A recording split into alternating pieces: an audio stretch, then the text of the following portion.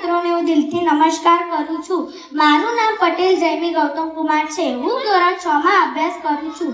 આજના સુંદર પ્રસંગે હું આપ સમક્ષ વિજ્ઞાન અને ટેકનોલોજી વિશે પર મારા વિચારો રજૂ કરવા માટે ખૂબ જ ઉત્સાહિત છું.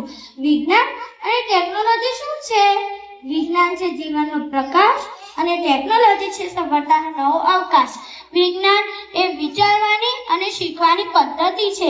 એ અંધશ્રદ્ધા કે અંધવિશ્વાસ નહીં, પણ તક, પરિશ્રમ અને પુરાવાના આધાર પર કાર્ય કરે છે.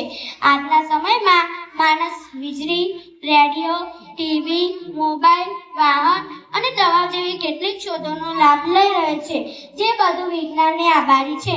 વિજ્ઞાનની યાત્રા પ્રાચીન ભારતમાં આર્યભટ્ટ, ચાણક્ય, ભાસ્કરાચાર્યથી લઈને ડોક્ટર એપીજે અબ્દુલ કલામ જેવા વૈજ્ઞાનિકો સુધી પહોંચી છે.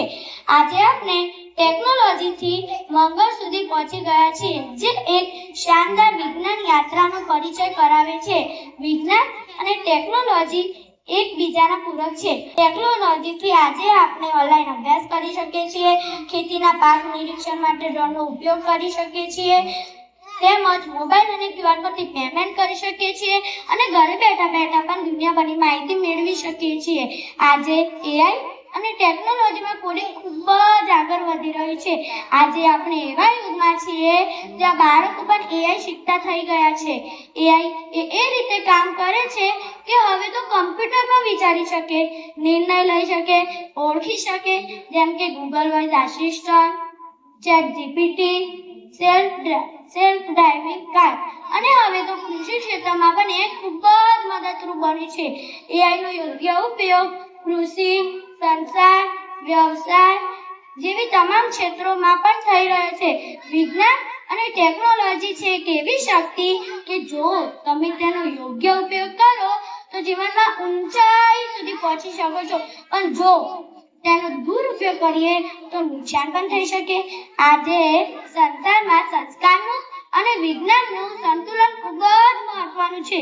એટલે તો હું કહું છું, જ્યાં વિજ્ઞાન હોય છે ત્યાં વિચારના ઊંડાણ હોય છે, પણ સાથે સાથે જો સંસ્કાર હોય તો જીવનમાં ચમક હોય છે.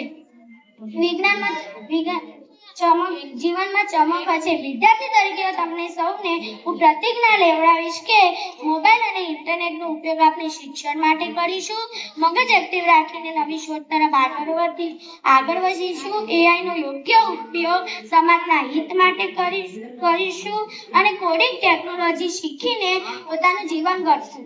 અંતે હું પરિણામ રૂપે કહેવા માંગુ છું કે વિજ્ઞાન છે એક દીવો જેના પ્રકાશથી જીવનમાં અજ્ઞાનતા દૂર કરે. વિજ્ઞાન છે એક એવો દીવો કે જેના પ્રકાશથી જીવનમાં અજ્ઞાનતા દૂર કરે અને ટેકનોલોજી છે એક એવી પાંખ જે મનુષ્યને સપનાથી આકાશની ઊંચાઈ સુધી પહોંચાડી શકે. આટલી વાત સાથે મારું વક્તવ્ય પૂર્ણ કરું છું. તમે બધાએ મને અહીંયા મારા વિચારો રજૂ કરવા માટે મોકો આપ્યો તે બદલ હૃદયપૂર્વક ધન્યવાદ. જય વિજ્ઞાન, જય ટેકનોલોજી, જય હિન્દ.